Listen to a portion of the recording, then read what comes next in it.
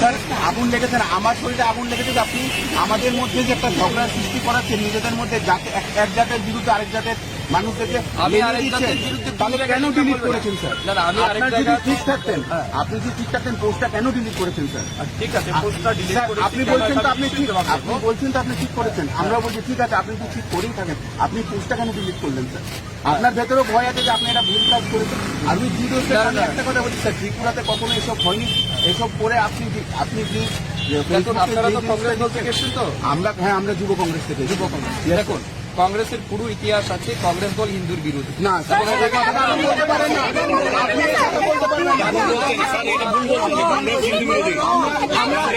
আমাদের রাজনীতিতে না হিন্দু আছে, আমাদের রাজনীতিতে না হিন্দু আছে, না মুসলমান আছে, না খ্রিস্টান আছে, না ট্রাইবাল আছে। কংগ্রেস দল সেকুলার, আর কংগ্রেস দল তখন থেকে লড়াই করছে যখন স্বাধীন হয়নি।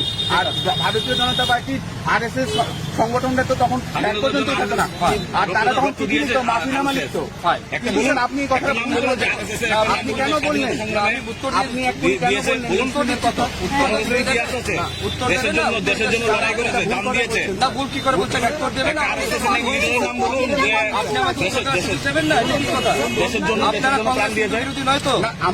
আমরা মানুষের স্বার্থে কাজ করি।